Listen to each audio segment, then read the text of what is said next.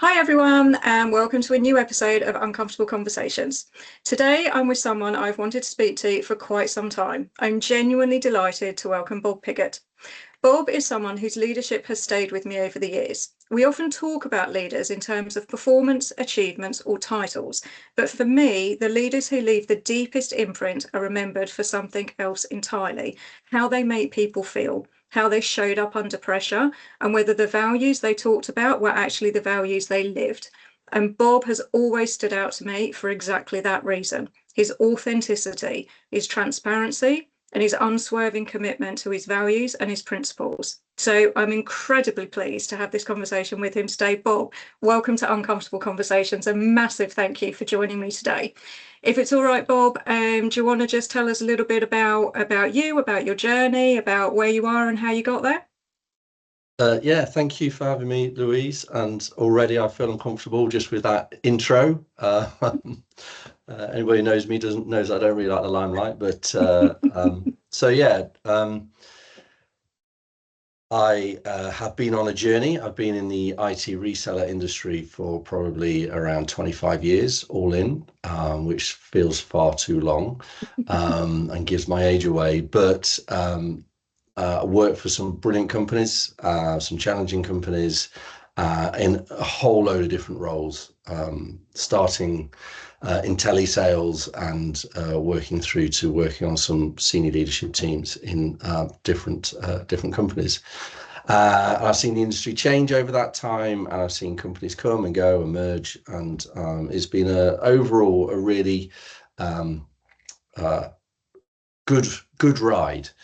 But I'd say probably over the last 2 or 3 years, I felt called to do something different, and that aligns a lot more with my personal values. So at the moment, along with my wife, I'm a senior pastor of a church in Leicester, and I am also provide consultancy to businesses and charities and churches, because that's where my heart really is now, around AI.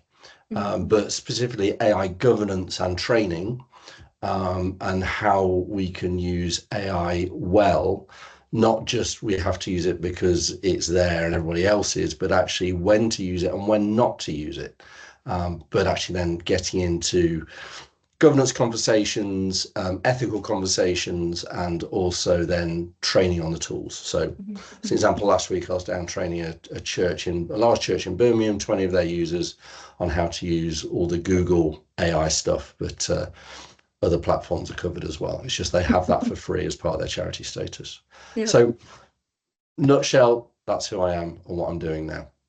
Thank you. Really good to hear. Thank you. It must be an interesting kind of merging and convergence and coming together, I think, between your passion and your belief and your faith and AI and technology and where we are now. And we kind of discussed this, the boundary of just because it's there, doesn't mean you should use it. It's actually having that thought process and that ability to understand how should we, and actually is it correct to. I think that it must create some quite interesting conversations for you. Does it? Maybe some quite challenging conversations in some of the rooms that you're in? Oh, hugely. I mean, certainly from a church and faith background, when you start talking about AI and theology in the same sentence, that has massive implications on questions of who we are as people, quite existential questions. Certainly, if AI ever gets to that point of AGI and full autonomy, it's sort of like, well, actually, okay, what's driving this? But I love wrangling with those difficult questions. I think it's my passion is around one, being using AI. I'm an advocate for AI and I use it, but using it intentionally.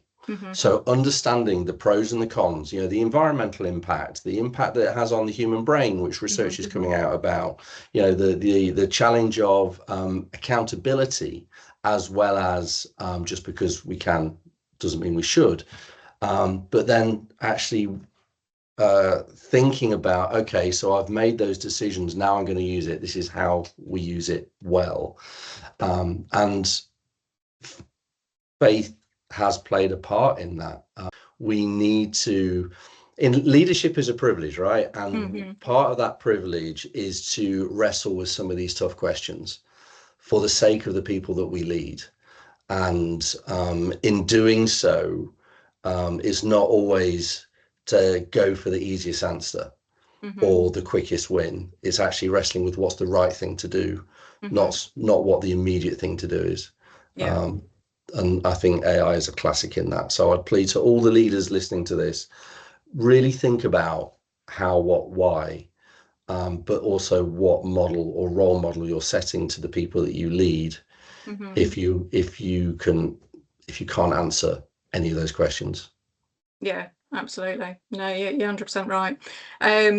And just to say, let's segue there. Really good point into leadership. Because today we want to explore a little bit around leadership, but I think leadership through a slightly different lens, not leadership in the sort of, the buzzword of leadership that just gets bandied around, but more the sort of lived experience around leadership, around authenticity, particularly integrity, and how those come together to enable you to have those difficult conversations, and what happens when your values maybe become a little expensive to maintain when you're in some certain settings, and how you come back to that. And I think I sort of framed this to start with when we first started talking around leading with purpose and being authentic and being accountable. And I think, something that's quite interesting, and you touched on your experience and your journey at the beginning. When we talk about leadership, sometimes we don't talk about the scars that shape us, the cultures that really teach us.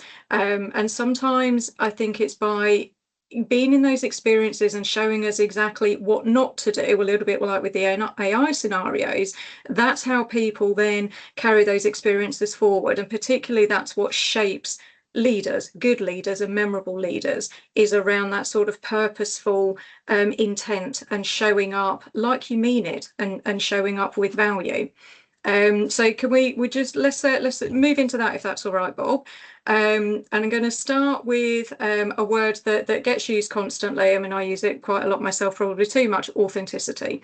Every organization talks about authentic leadership, but I'm sure we always we know some examples of that where the words may be a little bit empty.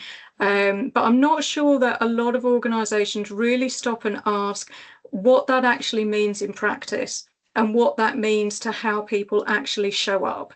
So I'm going to start with probably quite a broad question, but hopefully there's some phrasing around it. What does authentic leadership really mean to you when you hear those words? So when I hear those words, my first go-to is what in that context does authentic mean? Because is it authentic to ourselves? Is it authentic to the organization that we're working for? Because there can be differences in that. Is it authentic to the people that we're leading? And I think it's a blend of all of those. And there's a change based in individual circumstances all the time. I I love the phrase, we should be able to bring our whole selves into leadership. And I think that's an ideal that we should strive for, but it isn't always possible. Mm-hmm. At times you have to respond as a leader to what's set in front of you. It may be that my whole self would be, I want to validate opinion. I want to see how people feel about this, but the building may be on fire. In that way, it's get out. It's like we just have to make a decision, and that's a type of leadership that we bring. Also, the company's culture of leadership may determine a thing. And I think this is where there's always going to be a balance, because yes, we would like to bring our whole selves, but sometimes some of our whole selves may not be appropriate to the company culture. And fundamentally, that's something that each individual leader has to weigh up. There will be a compromise, Mm-hmm. and it's the weight of that compromise. Now, if you are blessed enough to work in a place where you can be your whole self because it beautifully marriages, wrong word, meets with the company culture, that's great. Or quite often people who are self-employed, they do that because they want to have a company that is of their culture. But there will always be a compromise, and it's something that I think you should be, again, aware of. Quite often we may feel that I'm feeling scratchy, or so and so's irritating me, or I don't like those decisions that are being made. And part of it is actually some of these things have a material aspect on our roles and our what we're trying to do. But actually something can be deeper inside us to go, actually fundamentally I disagree with what's being said.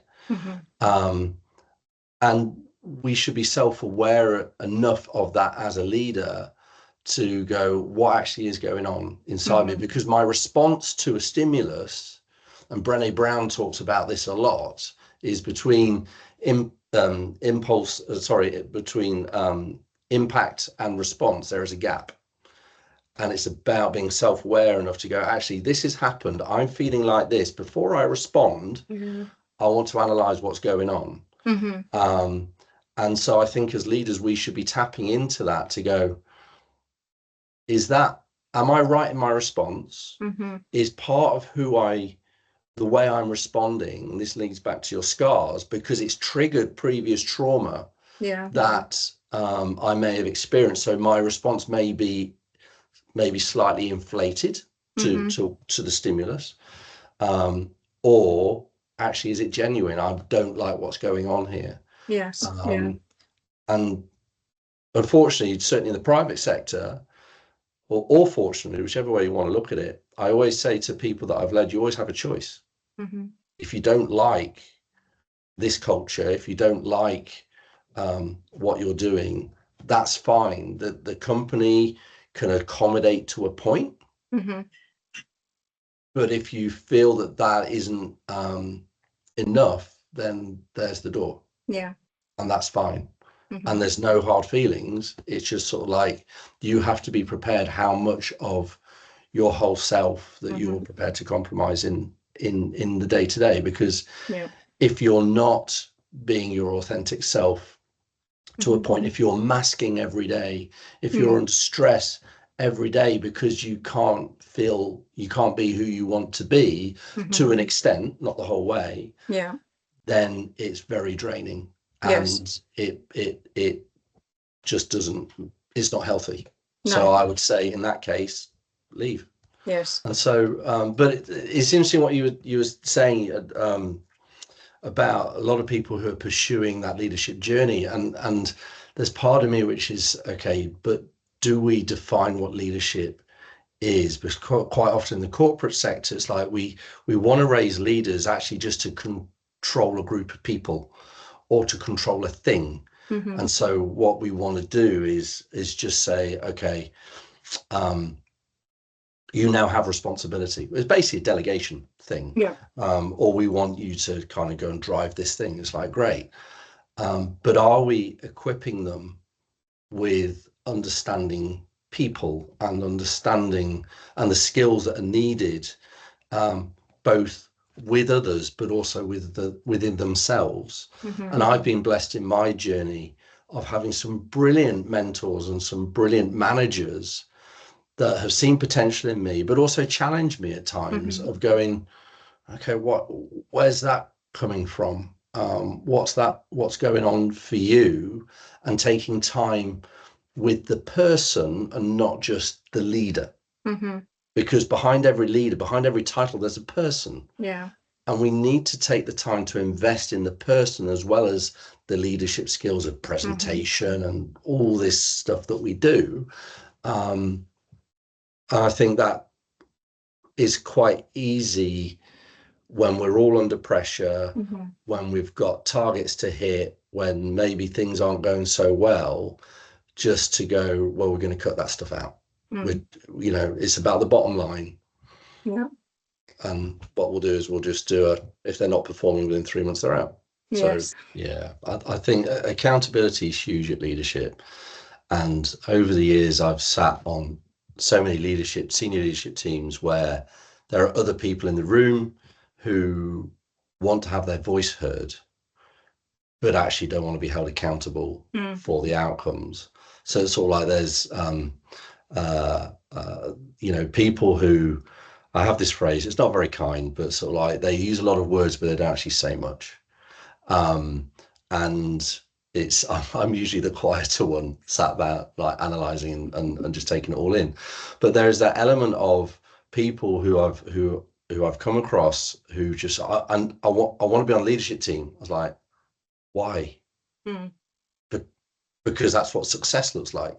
I was like, success measured how?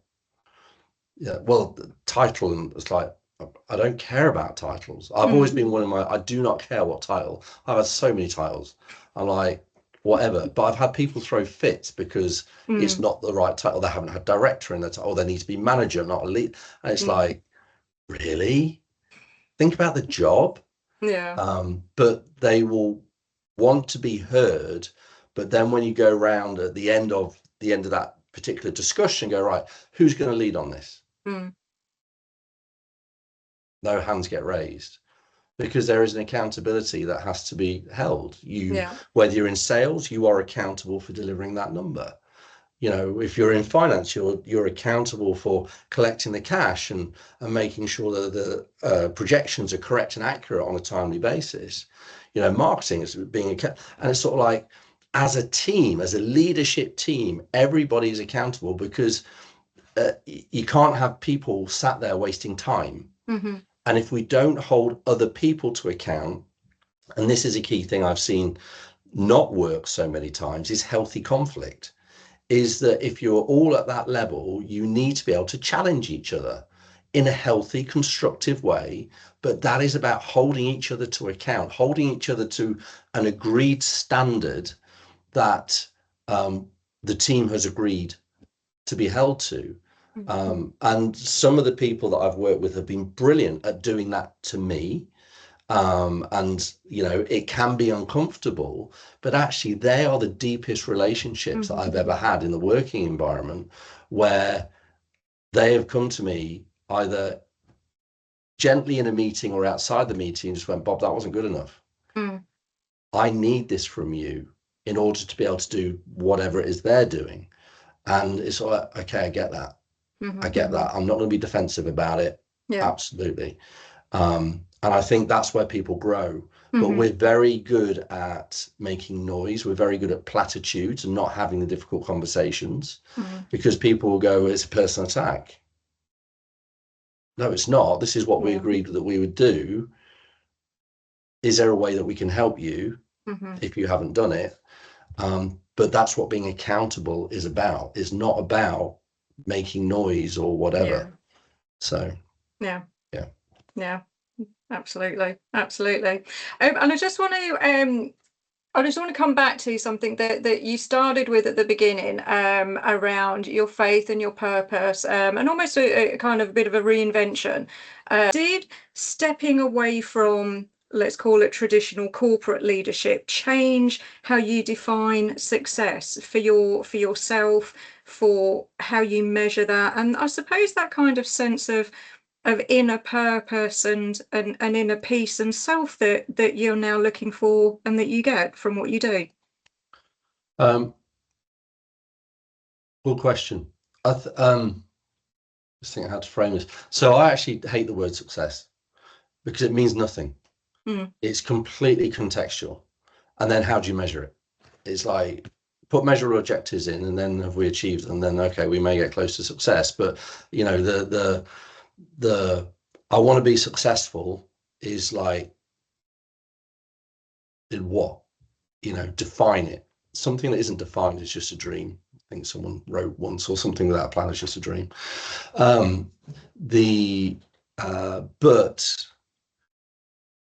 So there's been two periods in my life actually where I have stepped out of leadership to pursue other things, and The first one was because there was a kind of conflict, as I was describing earlier, but I wasn't self-aware at the time to really notice what was going on. And it was a really intense period in my life, and there was a whole myriad of 3 company cultures coming into one that I was getting involved in, and it started to change me. And I only realized that there was something wrong. I should have realized a lot sooner, when my own family started to not recognize who I was, because the culture that we live in and we spend so much time in does impact us, whether we like it or not. Back to that frog in the pan thing, you know. So I stepped away and I went consulting then, and then eventually, which I loved, to be fair. I loved not having to deal with politics. I loved not, it was still in the industry. I loved not having to deal with managed people. And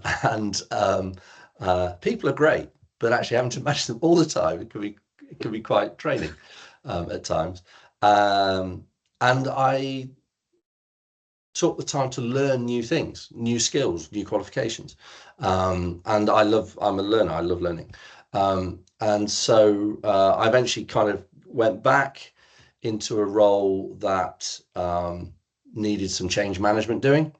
And then started to get jumped around different departments that needed change management doing, until I eventually somehow ended up on the leadership team, because I carried a lot of those departments with me.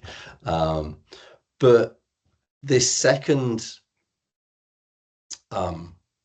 shift, which has really only happened in the last year. So I knew something was changing when 3 years ago I reduced my days from 5 days down to 4, where I was working.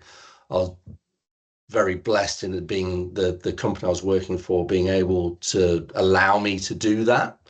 And highly respectful of the CEO and the director of HR, who was part of that sponsorship, allowed me to do that and still stay on the senior leadership team, to go and do a degree, full-time degree in theology, ministry and mission, because I'd sensed a calling on my life that was not of what this was. And I was exploring that. I didn't know what it meant. I was serving in the church outside of work on a weekend and during the evenings quite a lot.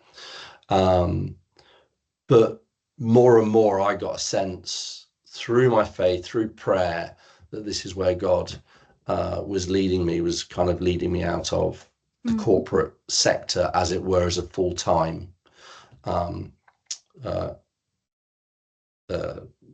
employer. And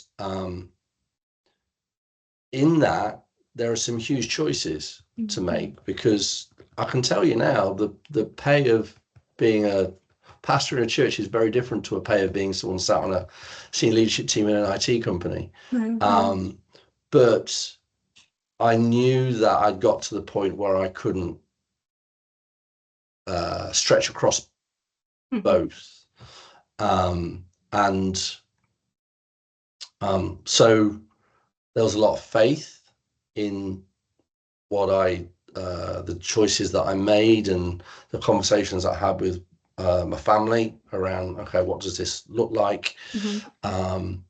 But through discernment, we decided that it was the right thing to do. And actually, part of my journey is quite obvious. You know, the company that I was working for was acquired.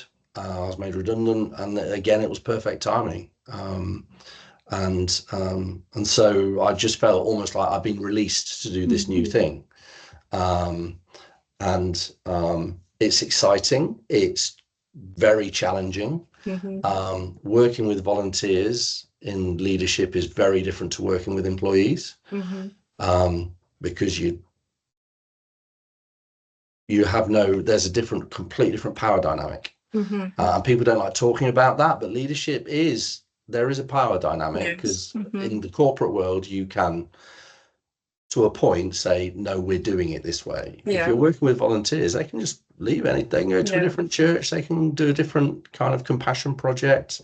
And they're usually the ones also tithing to the church, so they're kind of semi-paying for your salary.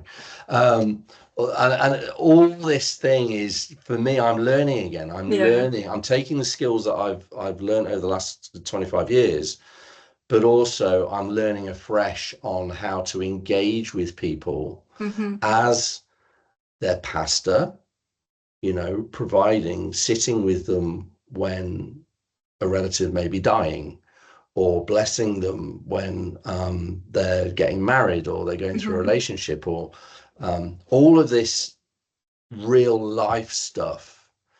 And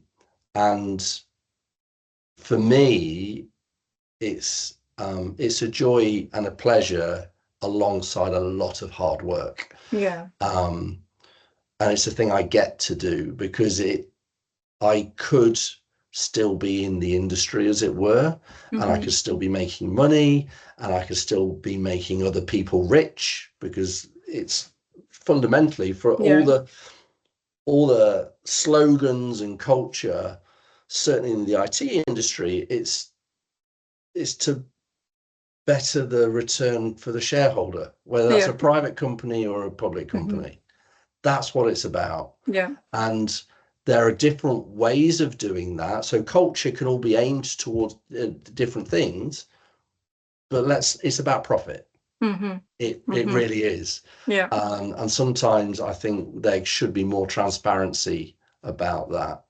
I'll just say, one of the companies I worked for, that was bluntly transparent, but actually it made it slightly easier working there. It could be really brutal at times, but there was no opaqueness. It was, we're here to make profit, you're here to perform. If you don't hit your numbers, then you're out. And it's sort of like, I get that. I get, fine. Be transparent. But from a church leadership perspective, it's completely different. You're going with people on their journey, you're investing in them, whether that is from preaching at the front, or whether that is going for a coffee with them. And you are hopefully in some way having an impact, a positive impact on their lives. And that matters, because, you know, that whole analogy, we see so many memes on LinkedIn, on Instagram, of, you know, the eulogy. What's your eulogy about? People will not remember you for how much money you made. But they'll remember you for the impact that you've had on other people's lives. And whilst that sounds egotistical, it isn't. I'm not doing it for that. I'm doing it because I think that's what matters in this world. And so my leadership in that has had to evolve and change. But hopefully it's making me a better leader, because I'm having to be so self-aware of, when we go into any conversation, you do bring your whole self, and that stimulus and response, you have to be really aware of. A wise person once said to me, you mentioned scars earlier, always learn from your scars, not your wounds.